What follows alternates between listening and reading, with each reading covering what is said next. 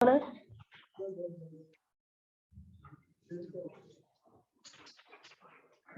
तनिशी, आशी, अदिति, हृदय, सक्षम, योगिता। देखो बेटा,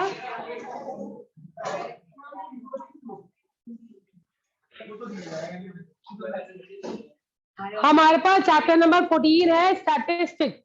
अगर हम बात करते हैं स्टैटिस्टिक्स का मतलब क्या होता है? जब हम किसी भी टर्म के अंदर हम उसकी एवरेज टर्म कैलकुलेट कर रहे हैं। क्या कैलकुलेट कर रहे हैं? उसकी एवरेज। मैंने बोला इस बच्चे का है 10 नंबर, इसका है 12, इसका है 15, उसका है 20, उसका है 10, उसका है 0। ठीक है, तो एज एन एवरेज क्लास में कितने मार्क्स है? एज एन एवरेज मैंने निकाला 5 नंबर। तो जो हम एज एन एवरेज निकाल रहे हैं वो मेरा किसका एडवांटेज होता है? आपका स्टैटिस्टिक्स का। स्टैटिस्टिक्स के अंदर हम किस पे डील करते हैं? एवरेज से। जैसे कंपनी है, एक कंपनी ने प्रोडक्शन करी जनवरी के अंदर 100 शर्ट्स की, फरवरी के अंदर प्रोडक्शन कर दी 500 शर्ट्स की, फिर मार्च के अंदर प्रोडक्शन कर दी 400 शर्ट्स की, ऐसी अप्रैल में कर दी 100 शर्ट्स की। तो क्या वो हर एक चीज को एक्यूरेटली मेजर करेगा? अगर कोई उससे पूछेगा कि कंपनी कैसी है तो ये बताएगा कंपनी ने भी जनवरी में इतनी कर दी सेल, फरवरी में इतनी कर दी। नहीं, वो क्या बोलेगा? एज एन एवरेज मेरी सेल इतनी है, यही बोलेगा ना, या एज एन एवरेज मेरी टर्नओवर इतनी है। तो जब हम एवरेज वाला वर्ड यूज करते हैं that means we are dealing with statistics. इतनी बात समझ में आ गई? ठीक है, जब हम एवरेजेस के अंदर बात करते हैं, किसी भी चीज के मिड टर्म की बात करते हैं, तो उसको बेटा हम क्या बोलते हैं? आपका स्टैटिस्टिक्स। हमारे पास स्टैटिस्टिक्स का एक दूसरा नाम होता है सेंट्रल टेंडेंसी। क्या होता है आपका? Central tendency. सेंट्रल का मतलब होता है एवरेजेस। सेंट्रल का मतलब क्या होता है बेटा? आपका एवरेजेस।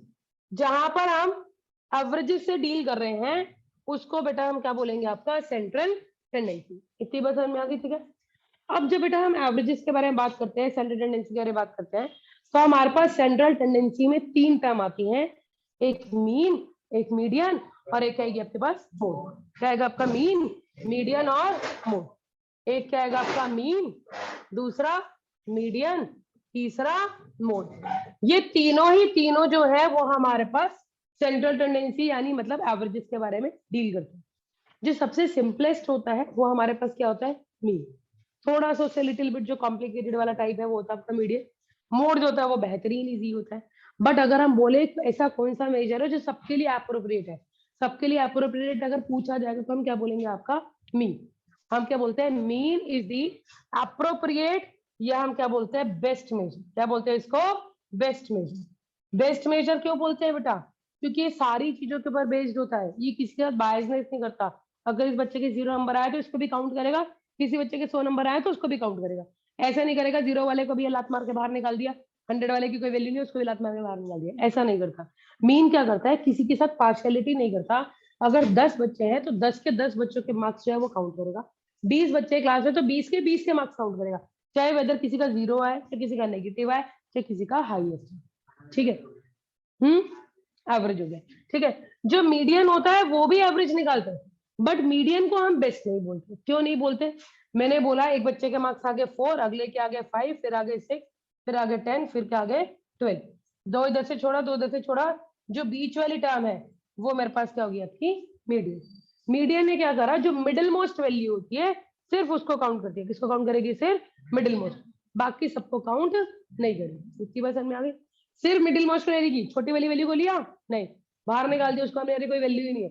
जो सबसे ज्यादा मार्क्स है वो बहुत कट रहा होगा तो हमने उसको भी नहीं लिया, जो सबसे कम है उसकी क्लास में कोई वैल्यू है उसको भी हमने नहीं लिया। तो यानी ये पार्शियलिटी कर रहा है ना, जो पार्शियलिटी करेगा वो तो अच्छा नहीं होगा, तो इसलिए मीडियन को बेस्ट नहीं बोलते। फिर हम बात करते हैं मोड। मोड में सबसे बड़ा ड्रॉबैक कि क्या करता है? बाइस। क्या करता है ये सबसे ज्यादा? बाइस। क्यों? बाइस का मतलब होता है पक्षपात करना। बाइस का मतलब क्या होता है? पक्षपात देना। मतलब जो किसी के फेवर में, जिसको सबसे ज्यादा मार्क्स आएंगे हमेशा उसी के साथ देगा, बाकी जिसे थोड़े कम आए, उससे कम आए, उसकी बात ही नहीं सुनेगा। ठीक है, मतलब अगर जिसके सबसे ज्यादा, मुझे पता हर बार इस बच्चे के ज्यादा आने, तो अगर उसे पेपर में 4 क्वेश्चन गलत भी कर दिए तो भी हमने बिना देखा चेक कर दिया ये 4 जरूर करे। तो जब ऐसे वाला कोई हिसाब का भी टीचर्स ऐसे करती है तो इसका मतलब क्या कर रही है? वो आपकी बाइस है, यानी वो मोड के ऊपर बेस्ड है। इतनी पसंद में आ गई? सबसे अगर best measure of central tendency पूछा जाए या बेस्ट मेजर ऑफ स्टैटिस्टिक्स पूछा जाए तो आंसर क्या दोगे आप? मीन। पहले कुछ प्रॉपर्टीज लिखो, 1 मार्कर के क्वेश्चन में अगर पूछा जाए तो आपको पता होना चाहिए, एनसीईआरटी में नहीं है बट पता होना चाहिए। ठीक है, लिखो मीन इज दी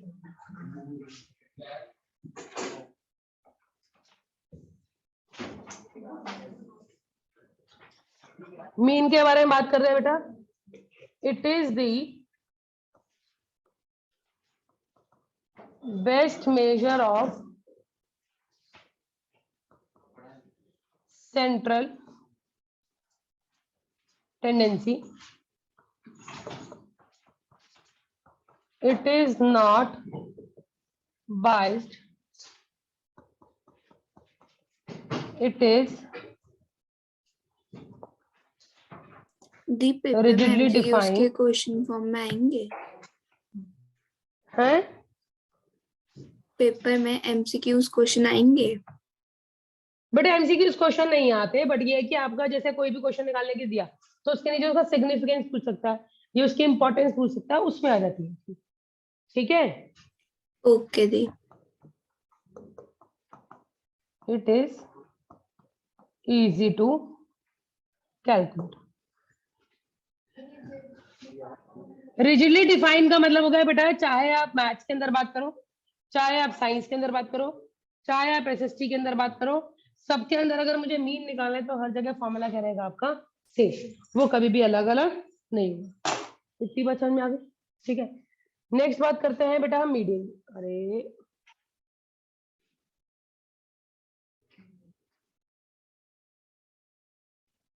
ठीक है,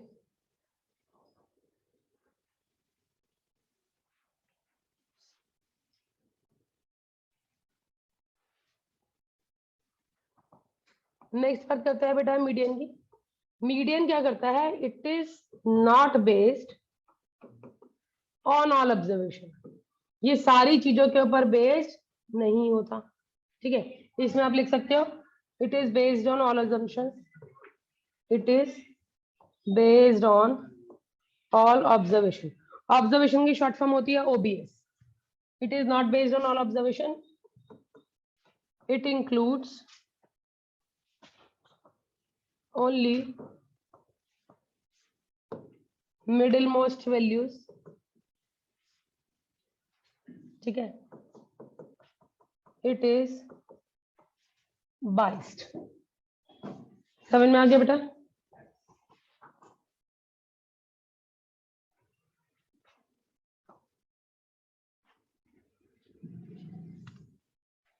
मोड के अंदर भी आप डालना है, ये वाला पॉइंट सेम, ये वाला पॉइंट सेम। इसमें लिखेंगे इट इंक्लूड्स ओनली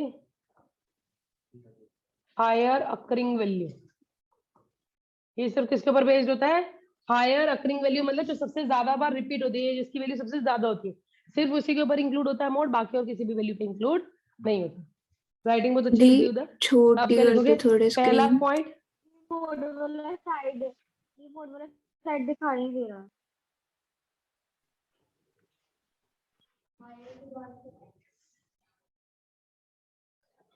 फर्स्ट वाला पॉइंट बेटा सेम है, थर्ड वाला पॉइंट जो वो सेम है। सेकेंड वाले पॉइंट में लिखोगे it includes only highest frequency term. समझ में आ गई बेटा बात? हाईएस्ट अकरिंग वैल्यू लिखो या हाईएस्ट फ्रीक्वेंसी टर्म लिखो, बाकी है हमारे पास ठीक। दी बाइस्ड मतलब पार्शियलिटी ना। हाँ, बाइस मतलब पार्शियलिटी, मतलब जो सारी चीजों को इंक्लूड नहीं करता, कुछ पर्टिकुलर को इंक्लूड करेगा। ठीक है बेटा? ओके दी। बेटा ऑनलाइन में किसी को डाउट? ऑफलाइन में क्लियर होगी प्रॉपर्टीज? चलो बेटा कर दो रब। मैम एक बार ही थोड़ा सा साइड होना।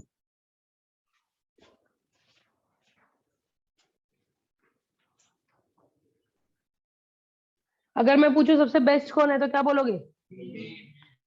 मीन। ऑब्जर्व ऐसा कौन सा मतलब मेथड है जो सिर्फ मिडिल मोस्ट वैल्यू को इंक्लूड करता है? मीडियम। ऐसी कौन सी वैल्यू है जो हाईएस्ट फ्रीक्वेंसी को इंक्लूड करती है? मोड। मोड। कौन सी टर्म है जो बाइस्ड है? Median mode. ऐसी कौन सी टर्म है जो सारी वैल्यूज पे बेस्ड नहीं है? मीडियन। मीडियन, हाँ मीडियन भी सारी बेस पे नहीं है, मोड भी नहीं, क्योंकि मोड भी सिर्फ हाईएस्ट अकरिंग वैल्यू को लेगा, तो आप दोनों लिख सकते हो। इतनी बात समझ में आ गई बेटा? करें नेक्स्ट।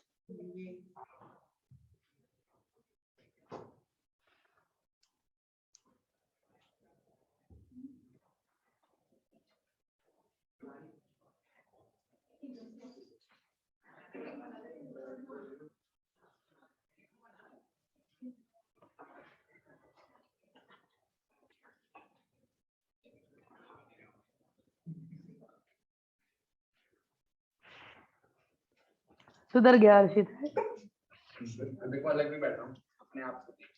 उसी गधे के साथ बैठ गया, तो तरफ को कुछ ना कुछ इन्फ्लुएंस हो गया।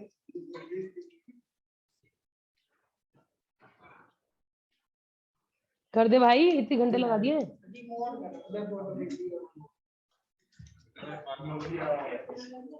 देखो डाल दिया मैम आगे हम ग्रुप पे। करते हैं मोड, सबसे इजी, ठीक है। मोड, ठीक है। अब मोड को बेटा हमने क्या बोला, हाईएस्ट अकरिंग टर्म। क्या बोला इसको, हाईएस्ट अकरिंग टर्म। अब देखो हमारे पास तीन टाइप की सीरीज होती है, एक इंडिविजुअल, एक डिस्क्रीट और एक क्या होती है, कंटिन्यूस। पहले हम बात करते हैं इंडिविजुअल की। इंडिविजुअल का मतलब पता है, मैं अकेला, मेरे एक बच्चे के बोले के मार्क्स है 10, एक के आगे 12, फिर आगे 10, फिर 12, फिर 10, फिर 13, फिर 14, फिर 10, फिर 12। अब बोला यहाँ पर मोड क्या होगा। अभी मैंने मोड की डेफिनेशन में पढ़ो, सेकंड पॉइंट क्या लिखा है, इट इंक्लूड्स 14 हाईएस्ट होगा। Occurring term. It include highest occurring term, मतलब जो सबसे ज्यादा बार रिपीट हो रही है। सबसे ज्यादा बार क्या रिपीट हो रहा है, 10 कितनी बार रिपीटेड है, 4 टाइम्स। 3 बार। 12 कितने टाइम्स रिपीटेड है, 3 टाइम्स। और 13 कितने बार रिपीटेड है, 1 टाइम। 14 कितने रिपीटेड है, 1 time. Highest occurring term, highest frequency बोले, हाईएस्ट अकरिंग बोले। हाईएस्ट अकरिंग कौन सी टर्म है, 10, मत करो। 10 कितनी बार आ रहा है आपका, 4 बार। यानी मोड कितना हो गया, 10। सब बच्चे आंसर देते हैं 14 हो गया। मैंने क्या बोला, हाईएस्ट टर्म बोलेगी वहां पर, नहीं, मैंने बोला हाईएस्ट फ्रीक्वेंसी टर्म या highest occurring term. Highest occurring का मतलब जो ज्यादा से ज्यादा बार आ रही है, फ्रीक्वेंसी मतलब होगी जिस जो ज्यादा से ज्यादा बार आ रही है, जिसकी फ्रीक्वेंसी जितनी ज्यादा। समझ में आ गया। मोड का मतलब होता है हाईएस्ट अकरिंग टर्म बोले या हाईएस्ट फ्रीक्वेंसी टर्म बोले। हाँ। बात क्या है आपकी सही। यस बेटा। मैम अगर 10 3 टाइम्स आता और 12 भी 3 टाइम्स आता तो क्या होता। सपोज करो मैंने बोला 12 भी आ गया 4 बारी और 10 भी आ गया आपका 4 बार, तो मोड क्या होगा, दोनों, both 10 and 12 both are mode. और किसी क्वेश्चन में अगर एक ही वैल्यू मोड है, मतलब उसका मोड का आंसर सिंगल आंसर है, तो उससे बेटा हम क्या बोलते हैं, यूनी मॉडल। क्या बोलते हैं उसको, यूनी मॉडल। अगर 2 मोड होते हैं, 2 मोड होते हैं, तो क्या बोलते हैं उसे, बाय मॉडल। क्या बोलते हैं उसको, बाय मॉडल। और अगर 2 से ज्यादा 3 मोड है, ठीक है, तो उसे बोलते हैं मल्टी मॉडल। ये ऐसी चीजें जो आपके एनसीईआरटी में नहीं है, बट बाई चांस आपका टीचर पूछ सकते हैं, तो पता होना चाहिए अपने लिए। अगर किसी भी क्वेश्चन में अगर एक मोड है तो क्या बोलोगे उसे, यूनी मॉडल। 2 मोड है तो क्या बोलेंगे, बाय मॉडल। 3 मोड है तो क्या बोलेंगे, मल्टी मॉडल। इतनी वजह में 4 5 सब मल्टी मॉडल में रहते हैं, ठीक है। अब अगर सपोज करो इसी क्वेश्चन के अंदर मैंने आपसे चीज पूछ ली,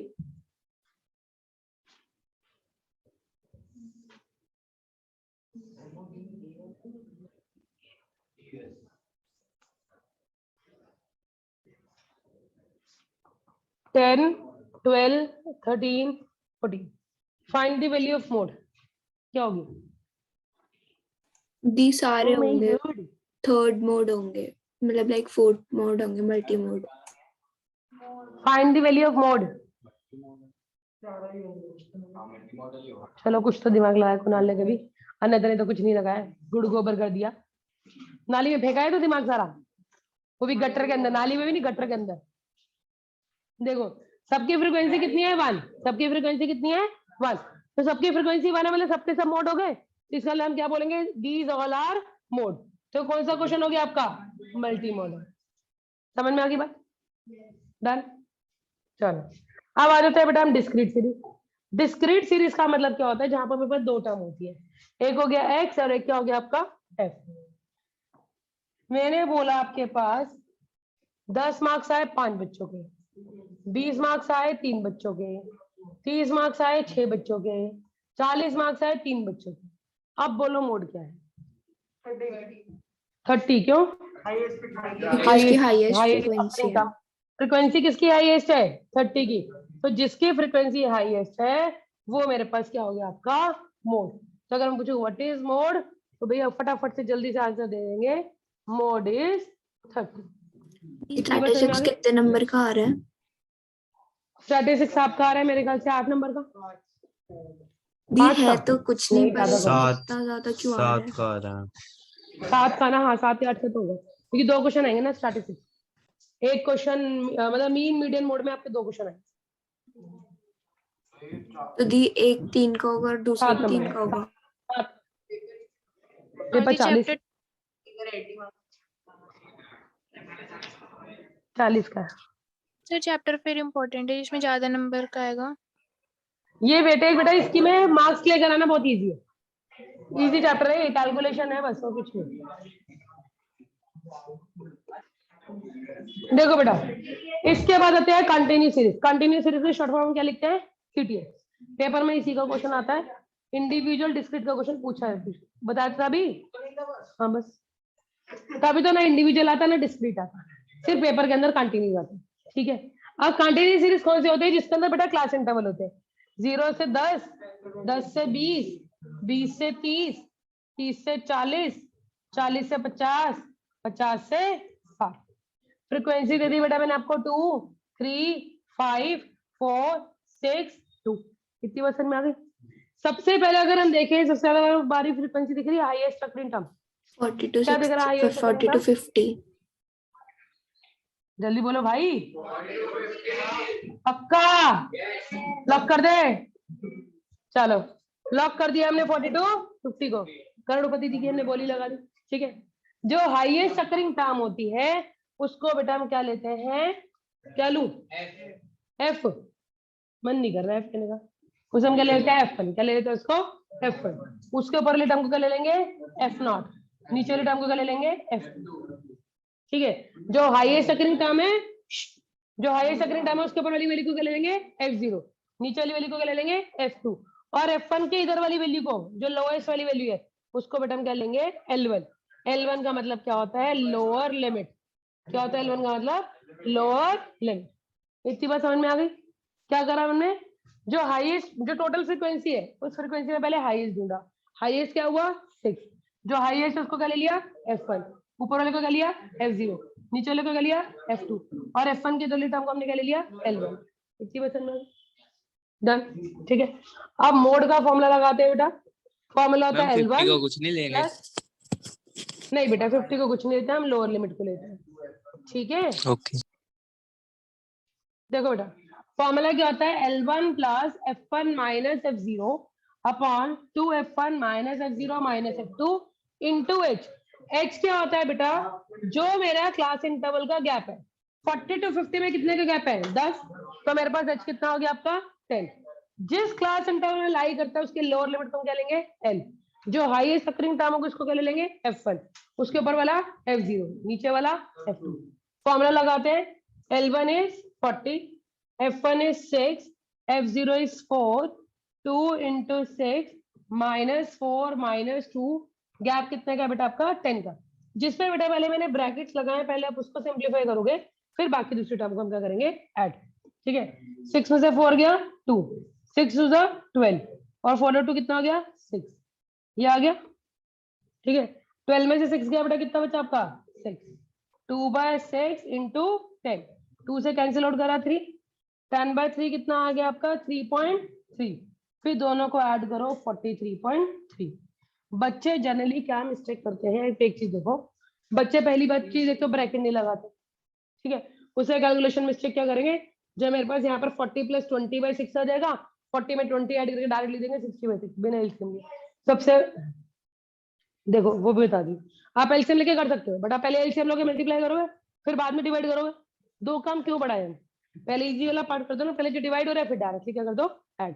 पहले एलसीएम लेने में मल्टीप्लाई करोगे, फिर उसका डिवाइड करोगे, फिर फाइनल आंसर दोगे, उससे अच्छा क्या है सीधा सीधा पहले डिवाइड कर दो फिर ऐड, वो इजी पड़ता है, उसमें गलती भी नहीं है, ठीक है जी। बट जिसमें ब्रैकेट लगाया उसको पहले सॉल्व करेंगे फिर नेक्स्ट वन पे ऐड, डन, ठीक है। फॉर्मूला नोट डाउन करो, इसी का छोटा भाई करो।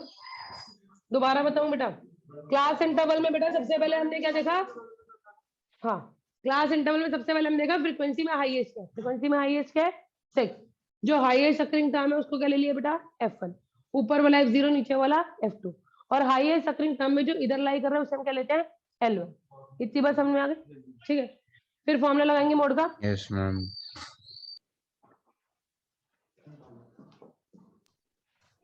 और मैम मोड का H जो फॉर्मूला होता है वो L1 मेंशन प्लस होता है, क्या मेंशन होगा, H। क्यों मेंशन होगा, आपको खुद नहीं दिख रहा क्लास इंटरवल में कितना गैप है।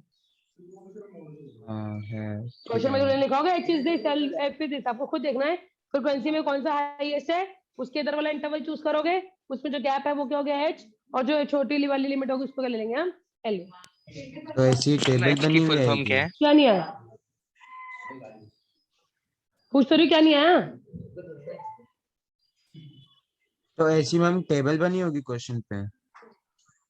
क्लास इंटरवल और फ्रीक्वेंसी की बनोगे ना क्वेश्चन में, आपको उसके अकॉर्डिंगली देख के निकालना है। Okay ma'am.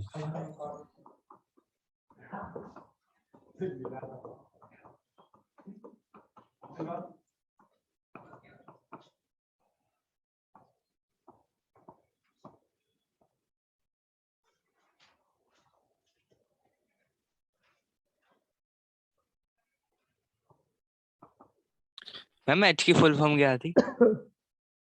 एच होता है बेटा gap, class gap, okay. Height of a class interval बोलते हैं इसे। जल्दी से करो बेटा फटाफट से।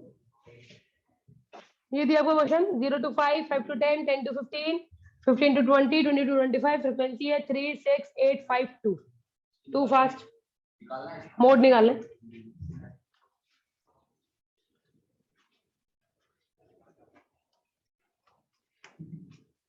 दी आंसर हमेशा पॉइंट में आगे ये जरूरी है या नहीं? कंपलसरी नहीं है बेटा, फ्रैक्शन में भी आ सकता, डेसिमल में आ भी सकते और नहीं भी आ सकते। ओके दी। और दी टोटल क्वेश्चन कितना आएंगे पेपर में? टोटल 15 कह रही थी। हाँ इतने तो अप्रॉक्स में है ये ना, 2 नंबर का है, 3 नंबर का, 4 नंबर।